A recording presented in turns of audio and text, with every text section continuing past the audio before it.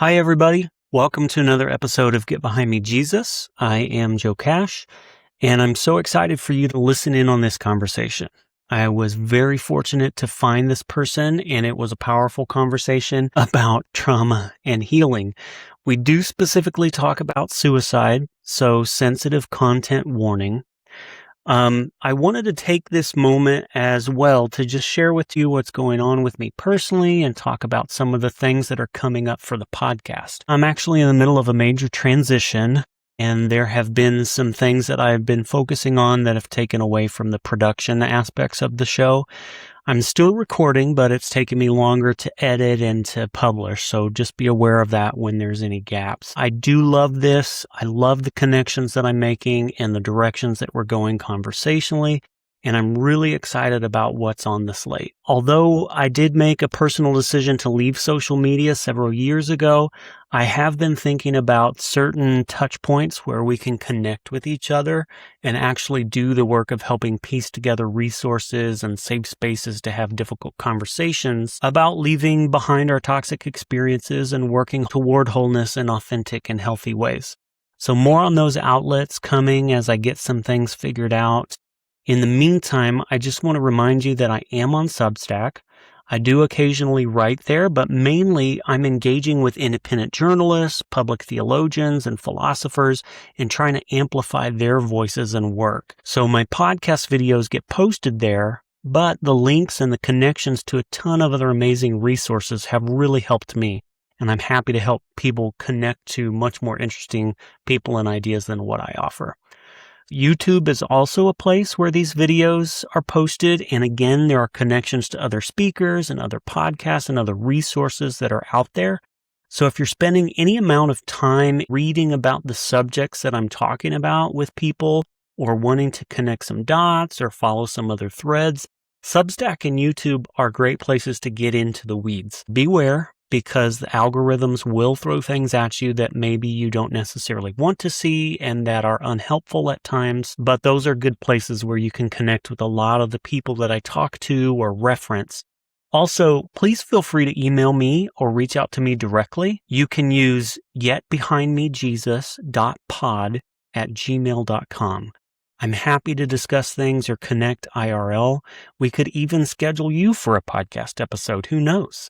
I want to meet you. I want to hear what you're working on, the things that you're doing. If there's anything that we can promote together, or if there's any topics that you want to explore with somebody, I'm happy to connect. All right. Without further ado, today's guest is Neal Tricarico. He's a speaker and guide for post-traumatic growth who helps adults move beyond survival into courage, meaning, and a way forward after life changes forever. His work is rooted in losing his son Anthony to suicide and the honest journey that followed. Neal created the Endurant way to help people stop chasing an ending and start carrying their pain with purpose. He runs this foundation with his wife Samara. They connect with youth all over the U.S. as they provide resources and help facilitate the creation of clubs, after-school programs, things that create spaces for authenticity and embodied experience of community, so that, in his own words, no teen ever feels this alone or lost again. The foundation is also focused on helping parents with resources to support their children and the communities around them because it takes a tribe. It's amazing work that he's doing. We're going to reference an LA Times interview, USA Today interview, but go to his website and you're going to find all kinds of engaging content and information. I'm excited to watch this movement grow and do what I can to promote some different things along the way. Specifically in November, something coming up that's going to be very exciting. So as soon as information comes out for that, I'm going to share it on the podcast and in different places. But it was fantastic to speak with Neal. He is an amazing guy with a big heart, and the work that they're doing is so powerful. I was happy to share some time with him, and I hope that you enjoy. That's it. Let's get into it. Does this go up on YouTube as well?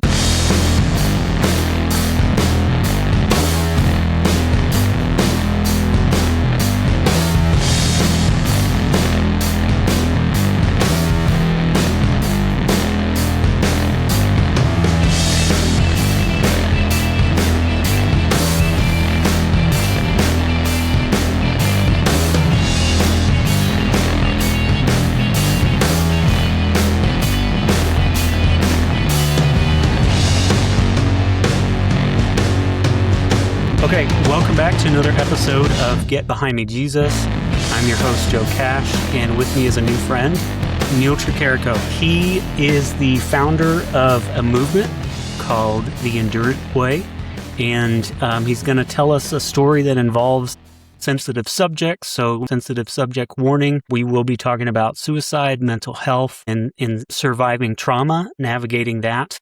So, before we get too far into it, Neal, thank you so much for being here. If you would introduce yourself, tell us who you are, what you do, how you came across my work, and what you're hoping to get out of our conversation today. Sure. Well, first and foremost, thank you so much for having me, Joe. It's an honor and privilege to be on your show, and I love what you're doing. I'll try and keep this story pretty succinct, but my wife and I lost our son, Anthony Tricarico, just over 2 years ago to suicide. And this was a challenge that we were aware of for a couple of years. And we did everything we possibly could to help Anthony navigate his mental health challenges and issues. And, sadly, we lost him to this disease, if you will. And I heard Martin Short talk about it. He said, when he lost his daughter, it really resonated with me when he said, mental health is like other diseases, much like cancer is sometimes terminal. And, that's the sad truth of this. Now, what happened for us was Anthony was diagnosed at 7 years old with high functioning autism. Mm-hmm. And, from the outside world, especially in his teenage years, he appeared to be thriving. 4.6 GPA, he was, athletic, was a black belt in karate, would go to the gym early in the morning at 5:30 before class. In the afternoon was training for Spartan races and marathons and all kind of athletic achievements, was an entrepreneur, created and sold fishing lures and merchandise. And, one of the things they prepared us for is that he may have a difficult time making friends or be susceptible to bullying. Mm-hmm. But Anthony worked so hard at it, so much so he was able to mask his diagnosis that many of his friends didn't know of his diagnosis. And he was blessed with an abundance of friends. We're so grateful for them and that they stay in touch with us. And I want to get into the journey, this sort of 9 weeks from when Anthony took his life. He was found by a passerby and revived, but had significant brain injuries, was hospitalized in a coma. And that journey was very spiritual for us, which I think would be a great place to focus on together.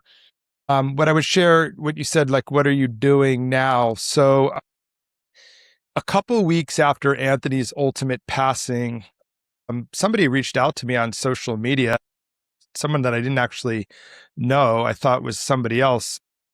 But she reached out and she said, I'm so sorry for your loss of Anthony. I watched him grow up here on Facebook and all the camping and all the adventures you guys had. And, I understand autism was part of his life. Were you aware, or would you be willing to get on a Zoom with me? I have some information it seems you may not be aware of. And I got on this Zoom with her and she shared with me, unbeknownst to my wife and me, that children with Anthony's diagnosis between the ages of 12 and 18 are nearly 30% more likely to die by suicide, and that they're the number one group of completion, meaning when they make up their mind, this isn't for attention or anything like that. And that stopped my wife and me in our tracks because of all the care and support that we sought from Anthony's diagnosis and everything that we learned and everything with all the best of intentions that people shared with us. No one ever shared with us to anticipate that stat. And it's just shocking. And, we've come to find out that great work is being done in the United Kingdom around this topic and a bit on the East Coast through Dr. Mainak Gupta. Mm-hmm. And that's when my wife and I answered the call to something greater. We felt a moral obligation. And that's when we established the Endurant movement, a nonprofit that we established to help youth and teens not feel alone. And there's a focus on the neurodiverse, for sure, because we want to close that gap. And so that that's the work we're doing now. That's the nonprofit. And then since my experience through this journey of a spiritual awakening, a soul awakening, if you will, has been so profound, I've felt a calling to share this journey with other adults who, may be faced with significant loss. And it doesn't have to be something like this. It could be loss of a loved one. It could be loss of health. It could be loss of a relationship, you name it. But any adult that's carrying pain and is struggling to transcend suffering into a life of meaning. So that's a lot there, but that's the call that my wife and I answered, and we believe that more than anything, awareness is the cure. That's why I'm so grateful to be on this show with you. Any awareness we can bring to close that gap between neurodiversity and suicide is really important, but also in researching you and why I wanted to be on this show, I had some really powerful experiences during those 9 weeks around religion, faith, spirituality that opened my eyes and my heart and transformed my life in some meaningful ways. Absolutely. So I want to get into all of that. I've got a list of several different questions, and you touched on a few of them just in your story. One of them is, I wonder, when you received that message on social media about the resources or the data about, autism and suicide, I'm wondering, what was your initial response to that? Like, how did you feel about receiving that information after the fact, and how did that play into your sense of purpose and like momentum to want to do something that could benefit other people? Yeah, a really great question. And I would say there were two significant feelings coming out of that. One was, an extraordinary level of guilt, and the second was the call to something greater. The guilt is meaningful because,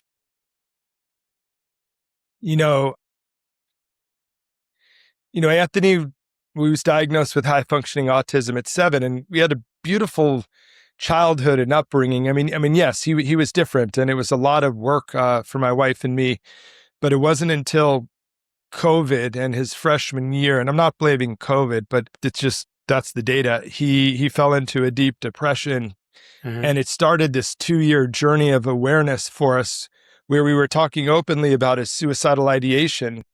And whenever we were in the mental health facilities, we would say to them, like, hey, Anthony's on the spectrum. Do you have different protocols or procedures for these kids? And they said, no, we don't. I mean, we understand and we have some experience because kids come in who are neurodiverse, but there's no different protocols. And then when we would go back to, the autism side of things in the autism center, where we were doing great work with them, and we would ask them, like, hey, do you have any tools or suggestions or strategies for mental health and suicide? And they said, no, we don't. And it was really frustrating. And honestly, it created a sense of hopelessness for him over time, as he wanted to try different things, and ultimately had his heart set on something, an inpatient experience. And the bright lights, the room without windows, the medication that created more suicidal ideation for him. None of this supported him. Now, coming all the way back to your question, the guilt I felt was tremendous, because I thought I was doing everything I could to help him. But I also realized, like, I didn't dig deep. I trusted the people we had in our network for a number of years in time, and just sort of went with that process, and the tools and mechanisms that we had available to us to help Anthony seemed to be working, including many times he would go out, say, I just need to go for a walk and get some fresh air. And other than that night, every time he came back. So it seemed like I don't want to say we had this under control, but it felt in some ways that way. And he had his sights set on his senior year, doing his project on suicide awareness and really focusing on destigmatizing the word suicide. So all that to say, the guilt came from feeling like I didn't leave every stone unturned. Like, had I dug, I might have found this. It's hard to carry that. But the other thing that I felt was a significant call to something greater. And this was really meaningful because we were blessed with community, so much community and care and love and support from family, friends, acquaintances, and eventually people from far and wide that we didn't know during this 9 weeks of Anthony's hospitalization. And no fewer than 3 people gifted us medium readings. So we were able to connect with Anthony in some way and understood from him that while this was going to be a significant amount of pain, that he believed my wife and I could carry it. And by doing so, there would be an opportunity to save lives and help other families. And we weren't so clear on what that meant at the time.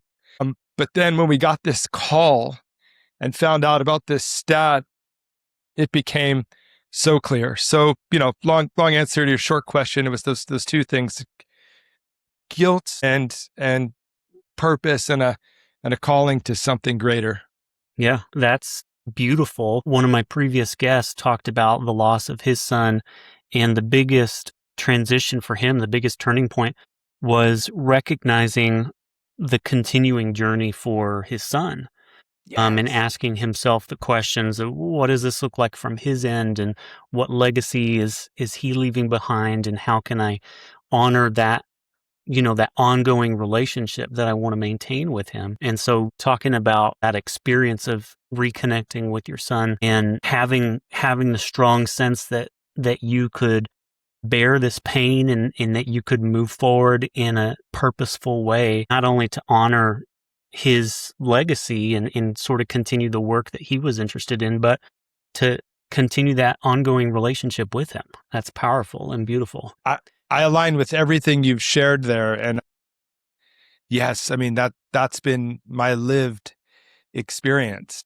And while it's hard and make no mistake, if I could, I would trade everything to have him back, but I can't. And so this is the opportunity, and we're being led by him in a real way to have this impact. And we're already aware of families and kids that are being helped from this work. So it helps. I read the LA Times article, and for the listeners who are interested, the LA Times in November put out an article with your story and some details about the journey that you went through for those 2 years searching for help and discussing this issue openly with Anthony, like you said. And that prompted a lot of questions as well. So I'm wondering if we can pivot and go back to something that you mentioned about, I mean, there's so many things that I hope we can cover, but sure. One of the things that you mentioned was the difference between like European resources and support infrastructure versus American.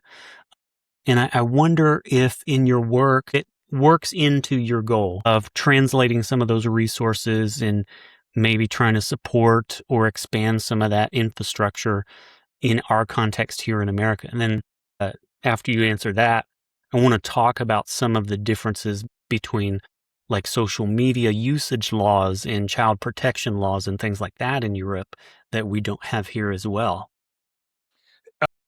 Well, yes, I certainly feel comfortable speaking to the first part, and wherever I don't have experience, I'll share that with you.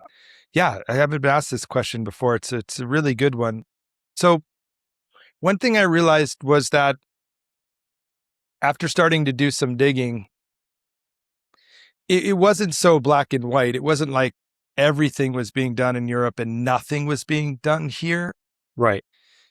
But it wasn't readily available. And I want to work back from the Los Angeles Times article, because that was a really significant slingshot moment for the organization and the impact. But early on, you join a club of sorts of support groups, and that's a whole nother avenue of discussion. But you find other parents who have lost a child or lost a child in this way. And we met this one couple, and she introduced us to a doctor in Pittsburgh who was in fact doing meaningful work around this. And this is this Dr.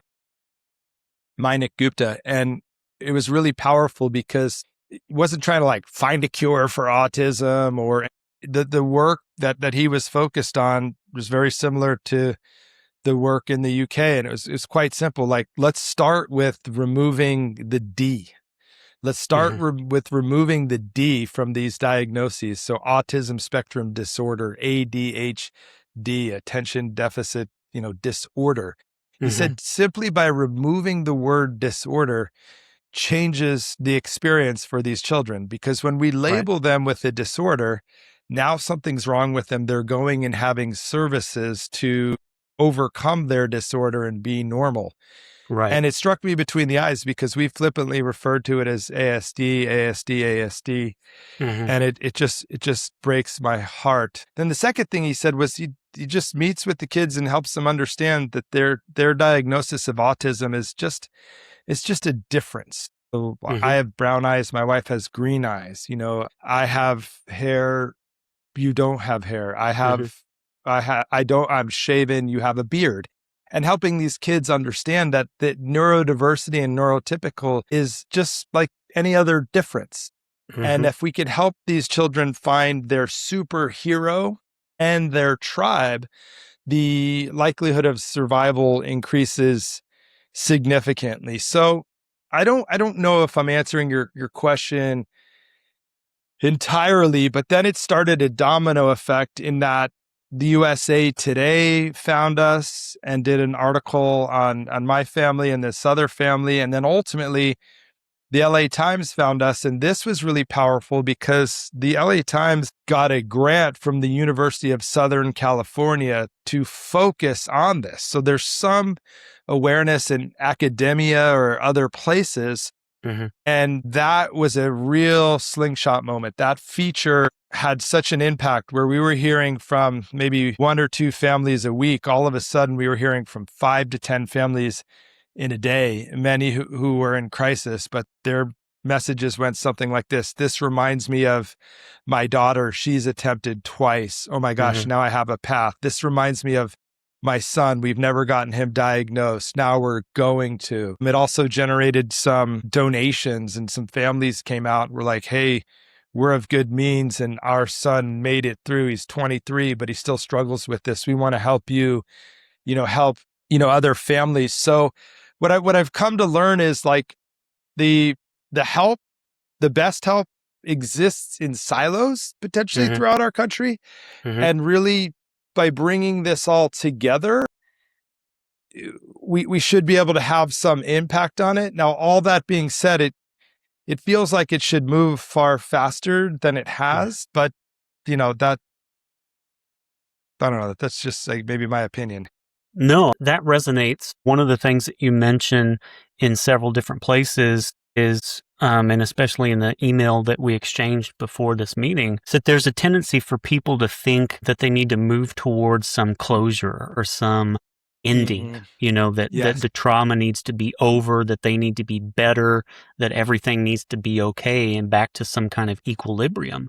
But one of the main themes of this is that we need to be able to sit with and process trauma, grief, in these emotional and mental issues so that we can move forward with purpose, because these things don't change or they don't stop. Our experiences are going to continue. We're going to be exposed to different people and different things. And so the goal of wellness, of wholeness making, is to move forward with purpose. So I wonder if you can say more about that and the whole awareness motivation behind all of this. Yeah. And I know we're bouncing around between 2 topics, but the mantra is the same. So there's awareness is the cure for, closing this gap this really specific gap on high functioning autism and suicide, but then also my lived experience of transmuting my pain and suffering into purpose also is a story of awareness is the cure, because this idea of closure, I say it very clearly, is a lie.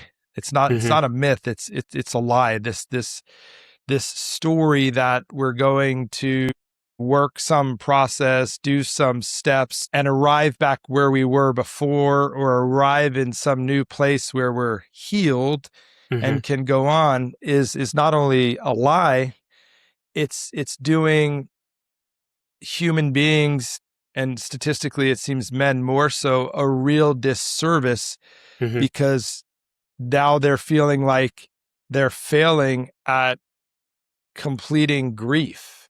Right. And grief is not something that's to be completed. And I've come to learn this through my own personal experience. Now, I don't want to take anything away from, Kubler-Ross's research or her 5 steps. Those 5 steps exist. I'm only 2+ years into it, and they exist all the time for me, especially the anger one. The way it shows up is really shocking. But the point being is, not only is it not linear, there is no there. And I think that's where human beings are getting stuck, because we keep hearing about it, and then our society, even close family members, like one shared with me, like, oh, it's been 2 years. Like, do you think this is going to get better for you? And it's like, no, it's not. Like, with time and growth, it's getting different. But so what I've really found is that instead, one of the things we hear all the time is this idea of, grief is love that has nowhere to go.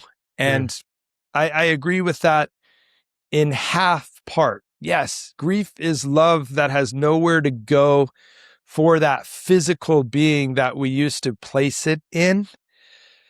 But my lived experience is, my capacity for my love for my son is so extraordinary. And yes, I can't give it to him physically here. I could share it with him spiritually through my spiritual connection. And there are a multitude of places that I could place that abundance of love. That requires a decision that says, I'm not going to heal and try and close on this grief, but instead, through understanding that I have this capacity of love, and I could pour it into anybody. I could pour it into you on this show. I could pour it into other family members. I could pour it into other families who are struggling. And what that's created for me in my lived experience is not a going away of the pain. If I had a broken arm right now, you'd see a cast. I have a broken heart. You can't see it. It's healing. So it's bruised, it's purple. And that's why the purple heart emoji is so important to me. But the pain is really heavy. But instead of trying to get rid of it, I accept it. I sit with it. Some days I sit in, suffering has value sometimes. And, I have to sit with it. But what I found is, here, I'll give you the spectrum. Like, before this happened, my baseline for pain was maybe here. And my experience of love, joy, all that life has to offer, I'm so grateful. One of my dear best friends, Daniel, shared with me early on. He's like, you're someone who squeezes every drop of love, life, and joy out of life. And I'm so grateful that hasn't been taken from me. But this loss created a new baseline of pain that's extraordinary. Take your breath away pain. But instead of it moving my whole spectrum towards suffering, what it's created is an expansion of the spectrum. So I can experience take your breath away levels of pain, suffering, but also I've experienced in the last couple of years deeper levels of meaning, joy, connection, intimacy, appreciation. And that is where the transformation, that transmuting that pain into purpose comes, because this pain still exists, but I can hold it while simultaneously allowing myself to experience even greater levels of joy. And so when I say over time it's getting different, the pain is still there, but building it around it are stacking experiences of joy, love, and connection. So both can be true at the same time. And that's the experience that I feel called to make human beings aware of that's available to them, because it creates an extraordinary, juicy range of emotion, appreciation of life and love. And again, don't get me wrong, if I had the opportunity to trade it all back, to be less awake, less joyous, less connected, but have my son back and have another shot to save his life, I would. But I don't have that. And if you believe like I believe, the moment I reunite with Anthony, it's not going to feel like a second has passed. I want to be celebrating with him the impact that we had together and the lives that we saved, or lives that we helped through this awareness, which would be vastly different than arriving there. And I don't know if disappointment is an emotion that happens there, but us talking about that I struggled for the remainder of my time here, even though it'd be reasonable and understandable, that's not what moves me. Yeah, that touches me deeply. One of the things that I'm curious about, what you're learning about tailored approaches to support. First of all, just to backtrack a little bit, when we say neurodivergent or neurodiverse, what do you see as the difference between that and, like autism spectrum? Yeah, great question. I mean, it's so freaking confusing. Like it was almost better before, when my son's diagnosis was Asperger's, because, then now it's, for some time, a decade or more, it hasn't been Asperger's. It's high functioning autism. But when you think about autism, there's this whole spectrum. So a lot of times, people would be like, oh, was your son, nonverbal, or this, they have a vision of autism, and there's a whole spectrum of it. So there's this vast spectrum of autism spectrum. We're dropping the D, so no longer say disorder, autism spectrum. To know one human with autism is to know one human with autism. The spectrums and the differences are so vast. And this is just my interpretation of it all. Then as we look at neurodiversity, I feel like that's an expansion out to include other brain differences, if you will, ADHD and a multitude of other things. Right. What I'm coming to find out is, in many ways, those may be superpowers, but at the very least, they're just differences. But it's a population, a larger population that neurodiverse, that includes autism and many others, that needs some real support and understanding, not so much trying to fix. Right. And that's exactly right. So we're on the same page, but I think one of the issues that needs to be addressed is the desire of people to sort of pinpoint that and then find blame. Is it vaccines? Is it medication? Is it hormones in our food and things like that?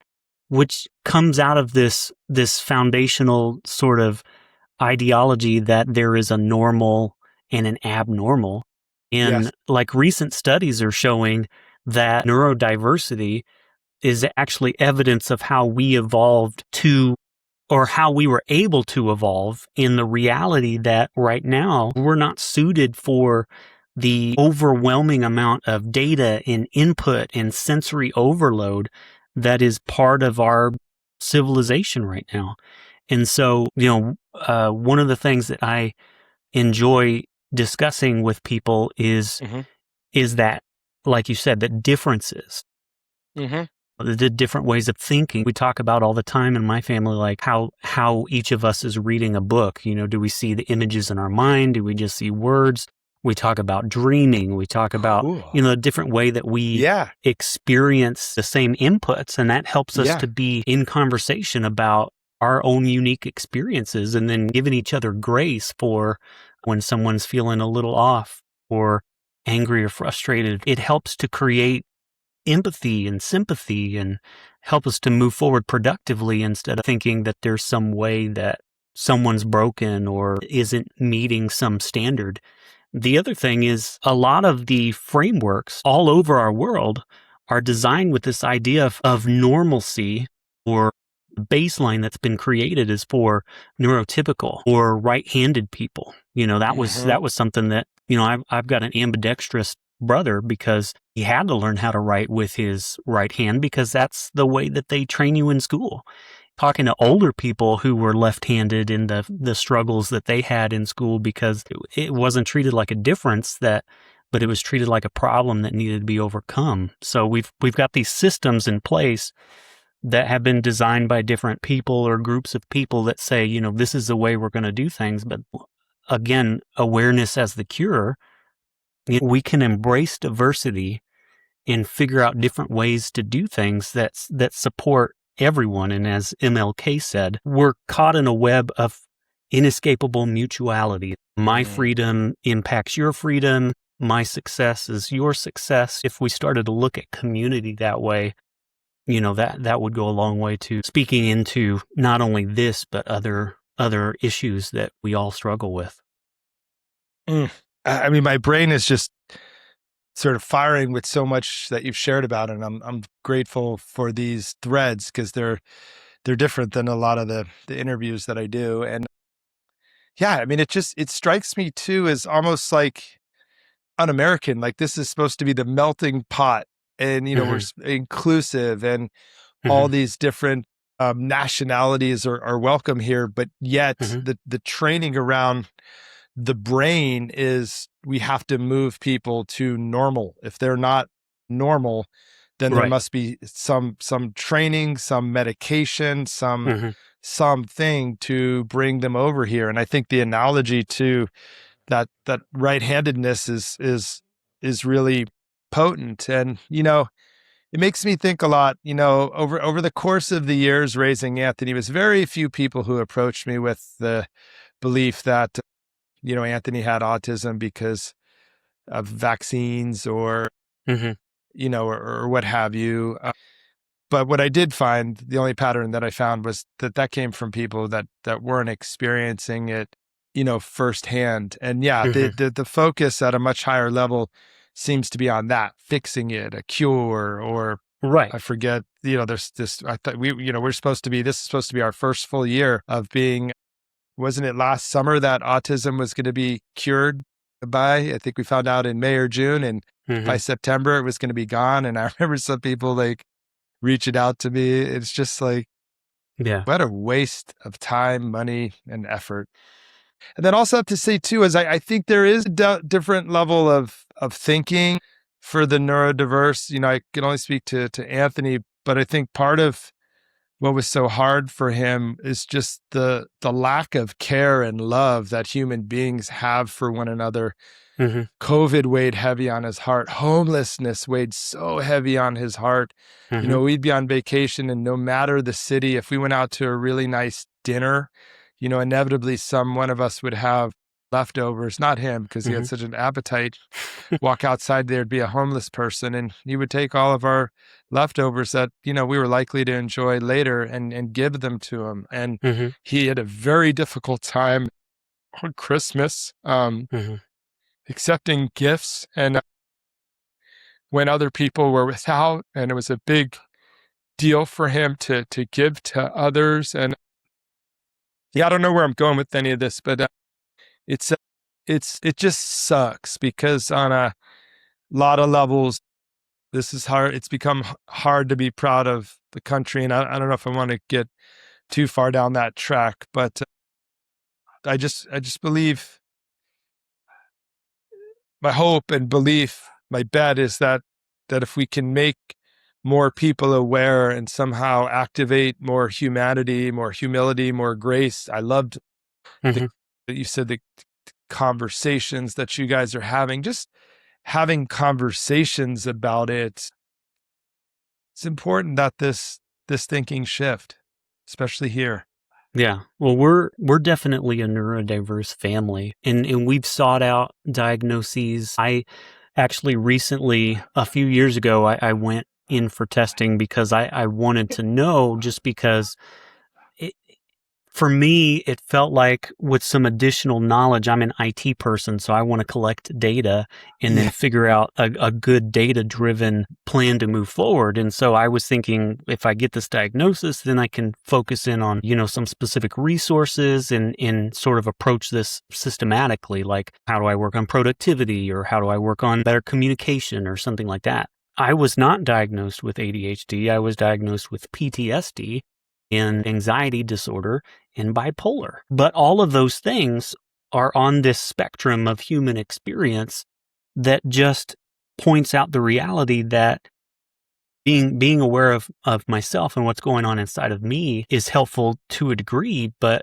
the communication about that, how I'm processing things, what resources I have or what tools have I learned, to be able to cope with different things like this.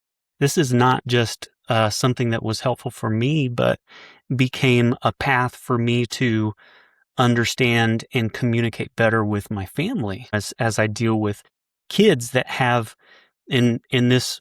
I want to transition into another thought that I had about intersectional communities. When we talk about neurodivergence, there's also lived experiences culturally or spiritually that impact this as well. You've got the LGBTQ community in their experience. You've got immigrants. You've got, the Black experience and how that intersectionality affects how we communicate about things and how we establish frameworks and resources for people as well. That gets into the masking. And in that article, it talked about how you and Samara were not familiar with the concept of masking. And I'm wondering, as you've been exposed to that idea, that concept, how that's helped you to see the people behind this kind of intersectionality, whether it's neurodivergent, and then how you approach building a community that incorporates all of those people.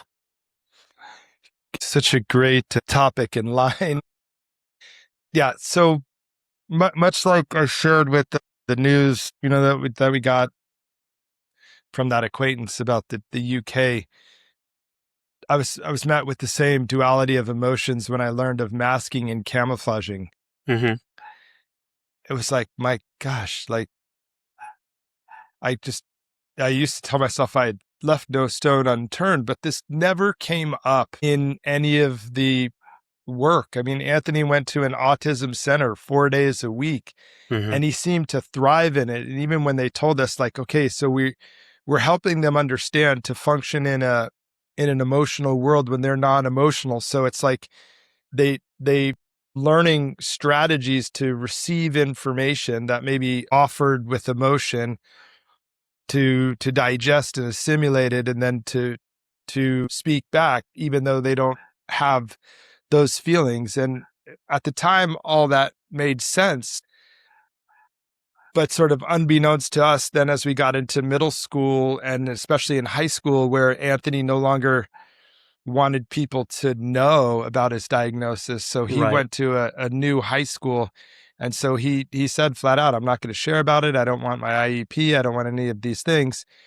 But what we realized, like, the masking was so strong, like waking up every day and putting on a mask and behaving to fit in took such a toll. I mean, we were astounded by how tired he would get. And we thought it was like, oh, because of all the exercise and all, it was all that stuff that kept him going in some ways. But the seasonal depression, or, whenever he'd seemingly have like a great weekend with friends and things, like, he was so down. It's that fatigue of working so hard to fit in, as opposed to being yourself. And it's not like I was knowingly sort of reinforcing masking, but I didn't know any better to suggest or do anything different than what was being told to me by these professionals. Right. But masking is a real thing. And now looking back on it, it's like, duh. And like, how did I miss it? Like this was why he was so tired, giving myself some grace. Cause I don't, when I struggle with guilt, I sit with it for a bit, and then I just I know every decision I made was out of love and what I knew at the time, but yeah, it just makes so much sense. If we're going to expend so much mental and emotional energy to be someone we're not, it's ultimately going to take a toll. And that's what took him down.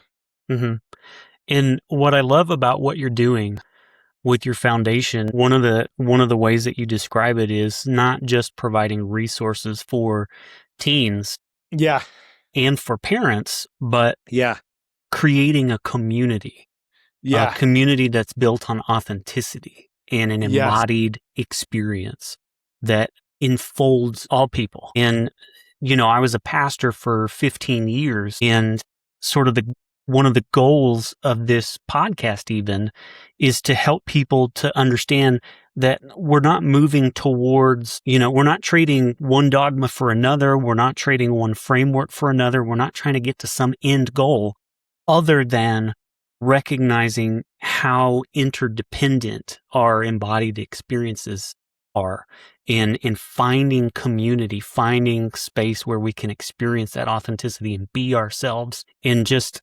what you're doing, that intersectionality piece, so many different people have to mask in different ways.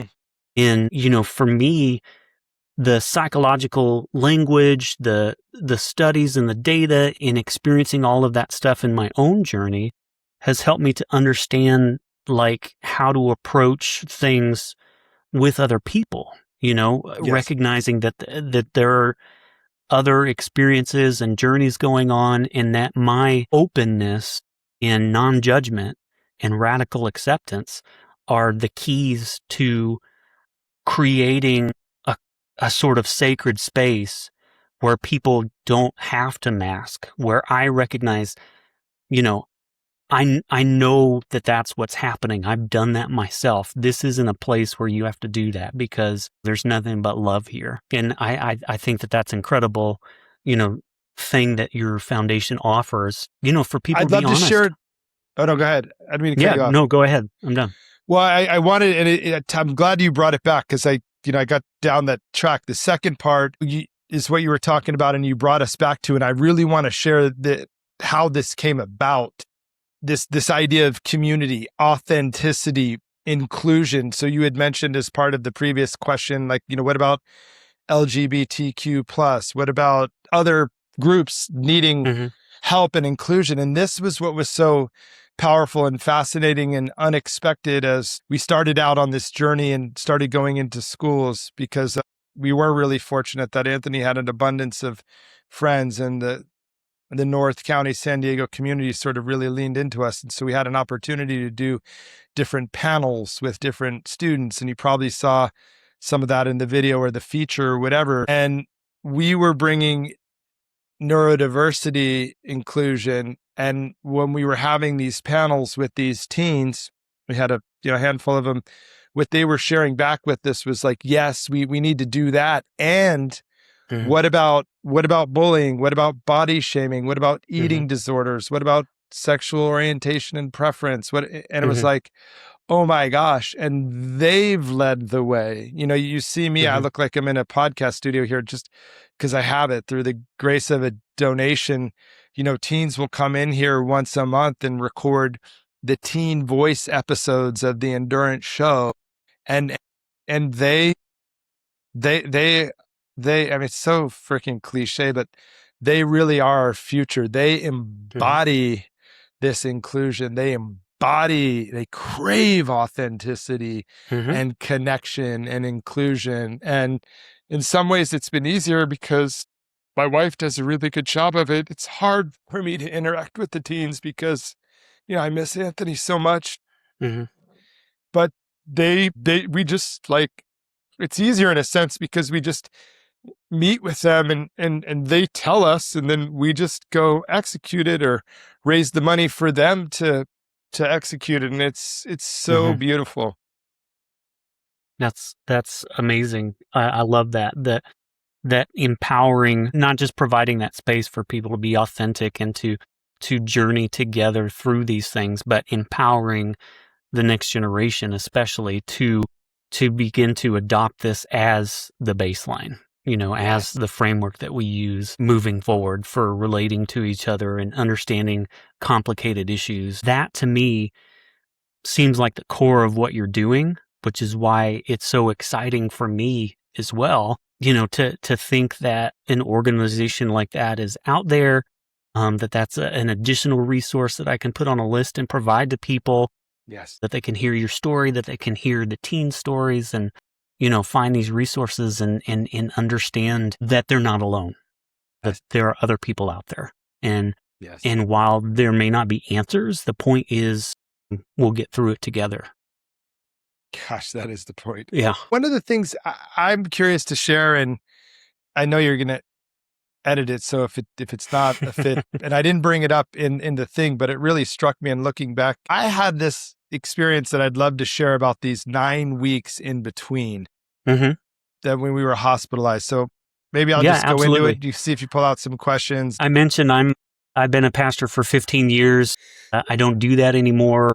Yeah. Part of the trauma that we experienced was through conservative evangelical church that, alienated us for different reasons. And, basically our support community dropped out from underneath us. We had nobody at the time when we needed them the most. So again, one of my goals is helping people to find community. But all that said, everything's spiritual to me. So you're knocking this out of the park. I'm resonating with all of this, but yeah, specifically, tell us about your spiritual experiences and how that is part of this, the core of what you're doing and experiencing.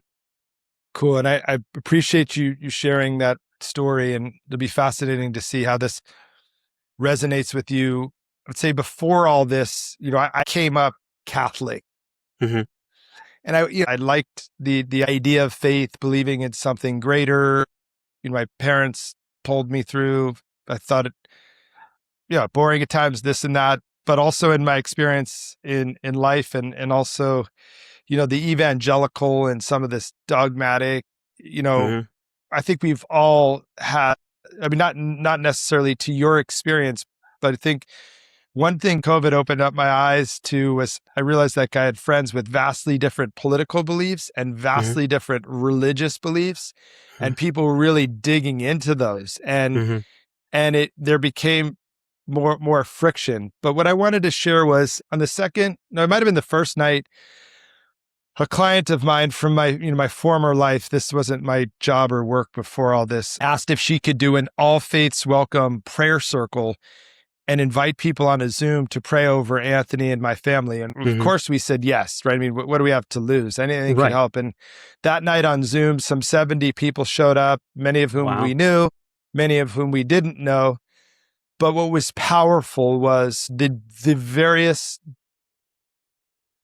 beliefs. And it seemed like the experience was so, whether it was Jesus died on the cross so that Anthony could. In the Zohar, it is said that Anthony is in favor because. In the Buddhist tradition, we believe X, or even as a non-believer. But what we felt that very first night was no matter what lens these thoughts were shared with us, the receipt was pure love and light. And it was fascinating. So then each Sunday thereafter, a different person raised their hand to facilitate it. Now we have 90, 100, 120 people coming, many people we didn't know from all walks of life, all different faiths. And it was magic because during this hour, we renamed it. It was the Joining of Faiths Prayer Circle. No one was trying to convince anyone that their God or their Jesus or their Bible or their thing was the thing. They just shared through their lens. But as the receiver for myself and for a while, Anthony was having miraculous recovery. But for myself and my family, it was pure love and light. And it's just, I still feel it, Joe. It's wild.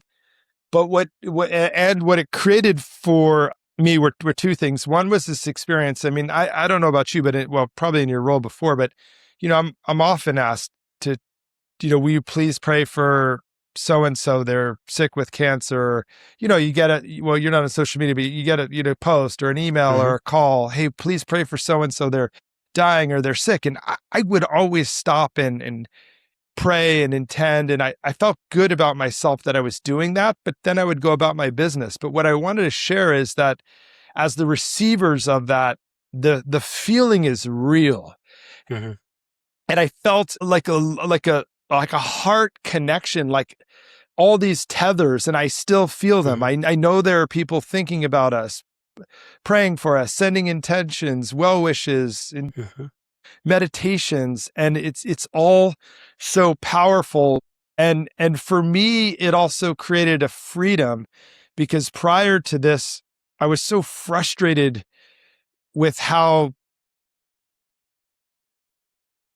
standoffish religious beliefs had gotten, and then I had to behave in certain ways if I didn't want to engage with different people. But to now experience something greater, this greater light, love, and connection. And again, I'm not taking anything away from anyone's religious beliefs, but there's a freedom and a transformation for me in just having a physiological, deep experience of that receipt of pure love and light. And I'm not trying to change anyone either, but hope that so many of those people, what seemed to be the case is they took that too from their experience. And it was so powerful. So I don't know where I'm going with that, but that community, that lifting up, that joining of faiths where people were able to bring what was true for them, and everyone experienced this profound, deep love and connection for 9 weeks. That, more than anything, that community, that connection is what enabled my family and me to transmute this unbearable suffering into some purpose and connection.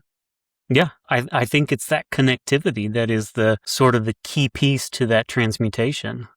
You mentioned feeling like that you had connections to your heart, that they were going out, and that you were, physiologically connected. In your embodied experience drew you closer to other people. Yes. And I think that true faith breaks us open in such a way that core reality is what we experience. If you could boil down any religion to a simple statement, and I don't mean this to be trite or take away from anybody's, religious framework, but when it all comes down to it, there's so much that we don't know.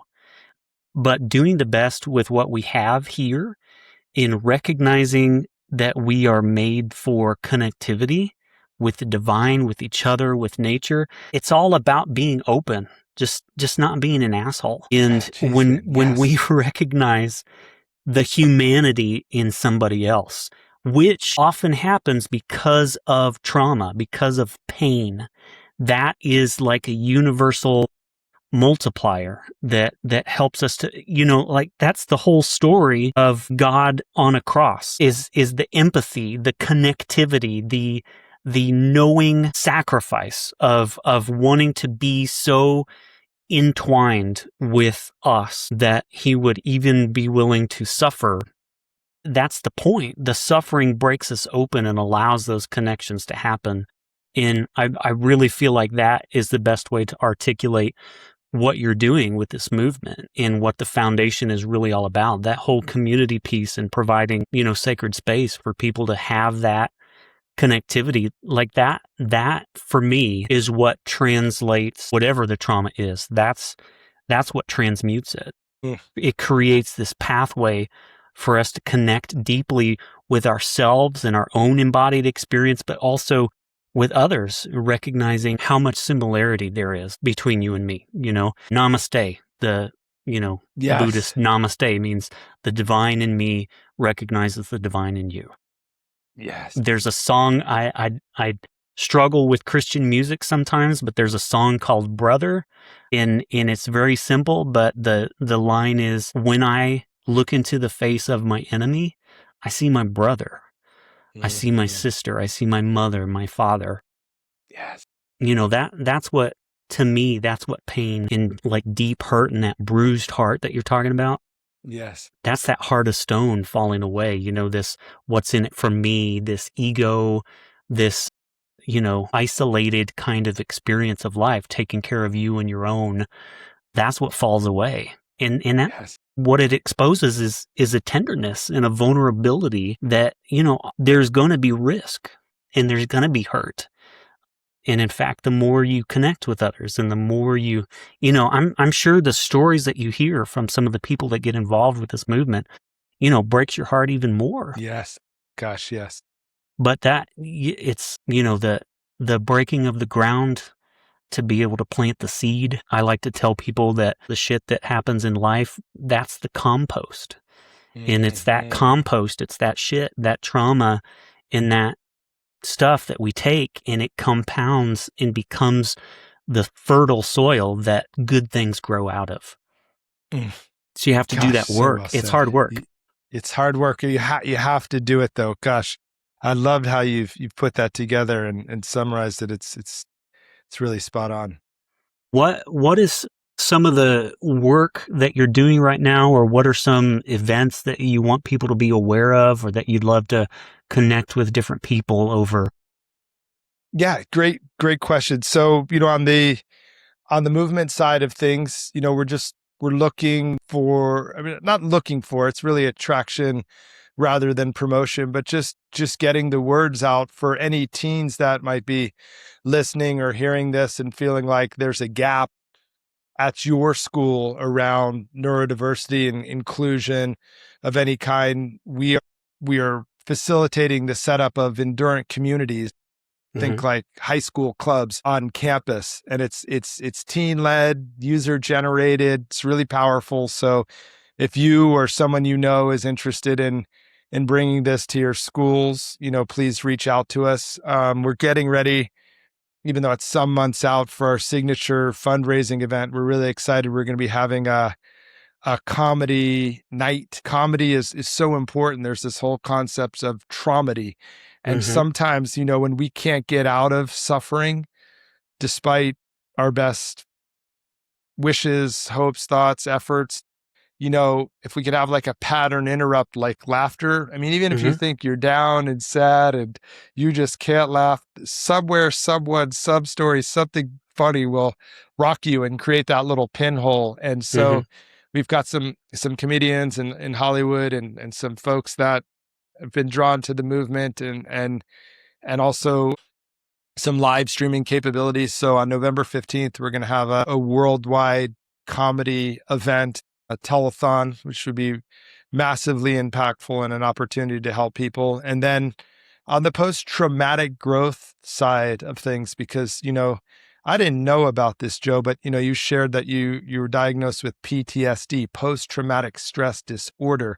So the proliferation, the chronic experience of stress that it's it's a disorder. Well, I've come to realize somebody shared with me what they believed they observed in me was this concept of post-traumatic growth. And I'd never heard this term before, but it's actually a real thing. It was coined by Dr. Richard Tedeschi, who I had the great privilege of interviewing for my podcast about a year ago. This is work that he's doing for veterans. And basically what he says is, when your purpose becomes greater than your pain, you're compelled to take action. So he's been helping veterans find purpose. And I'll never forget this. He shared with me at the end of this, after the cameras were off, he looked at me in the eye and said, "Neal, you got to keep going with this. I've been doing it for 30 years and been focused on the veterans, but you're taking it out to humankind at large. Keep going." So that's the work that, the movement is my heart and soul, and I lead that with my wife. But for me, those who have lost, this concept of post-traumatic growth is available to you, and that's where the Endurant way comes in. So if you'd like to learn more about any post-traumatic growth work and healing trauma and growing through it, you can find out more at theendurantway.com. And if you're interested in the meaningful work that we're doing for the nonprofit, that is the Endurant Movement, or endurantmovement.org. So endurantway.com is the post-traumatic growth. Endurantmovement.org is the nonprofit supporting teen and youth never having to feel alone again. That's excellent. I'm glad you brought that around. That was actually a concept that I had written down. Fascinated by that. Think it's spot on. Like I told people, I use the composting metaphor, but this is something that I teach my kids, because they're survivors. And, when we deal with, you mentioned earlier that, the stages of grief, they're cyclical. And, the anger piece comes up a lot for me as well, triggered by different things. And my kids have the same in the middle of an argument or something. Well, just the question, just the interruption of what's going on? Why are you reacting that strongly? Why are you feeling this way? In recognizing the connection that has to their previous trauma, in the work that they're doing to work through that. This is what we're doing. We're doing post-traumatic growth. So I love that. Yeah, I love that piece. One of the things, we can end with this, but one of the things that I made a note of when I was reading, I don't think it was in the article, is actually something that you said, but when you're talking about building community, one of the things that you repeated was that it takes a tribe. And I'm wondering if you can leave us with some words of, maybe that recognition piece, or the steps that people can take to connecting with that tribe, or, some advice for the people who want to connect and sort of provide that network. Like what are some of the next steps that we can take to find that tribe? Great question. I'm going to answer it in a few different ways, because my experience has grown so much since first sharing that. But, first and foremost, especially if you're in acute trauma, or if you're still in that fight or flight, or it's fresh for you, maybe in your first year or two, the first thing that you could do is to open your heart and open your eyes. Okay, so if your heart is open and your eyes are open, you will find basically what amounts to angels here on earth. So whatever your beliefs are of God, spirit, universe, Buddha, Allah, we have a team on the other side that is wanting good things for us and is trying to help us. But if our hearts are closed and our heads are down, we're going to miss who's here to help us with those things. So, you may be asking yourself, well, gosh, you sound like somebody who's outgoing, who had this community that shows up for you, dozens, 70 people, 100 people. I don't have that. I'm alone. That all that may be true, but I had that. But the shift that happened was I was closed off to it. I was so ashamed by what happened and so fearful and so scared that I didn't reach out to any of that. But it was someone who pointed this out to me that I realized, okay, wait, what they're saying is I don't have to do anything but just be open. And another person was actually, my mentor and someone that's a dear friend of mine that I used to work with, Tony Robbins. It's basically the call to life, that if your heart is open and your eyes are open, you find that you're being called to something greater. You're going to meet new friends. You're going to join new cohorts. You're going to find new mentors. I mean, we never would have found each other, Joe, and this is precisely what's happening. So if you're sitting at home and the idea of finding your tribe is daunting, there's nothing you need to do other than be open to the possibility and let spirit, universe, God come in. The people are knocking at your door, but you may be closed off to them. And then all communities and all tribes start with one. So your next step is to reach out to a loved one and share authentically and openly with them. And you'll start your own community. And then there's a multitude of communities out there available to you. The only thing I would caution, though, is you want to be really discerning about it. So like for myself, I got into recovery in 2001. And so support groups, or the program, saved my life. And I assumed that so too would the support groups in this space, whether it be parents who have lost children, or more specifically, parents who have lost children in the way we have to suicide. And what I found was, while there was no group that could relate more than this group, I mean, even more than my parents or siblings, like no one can understand as well as a parent who's lost in the same way I have yet.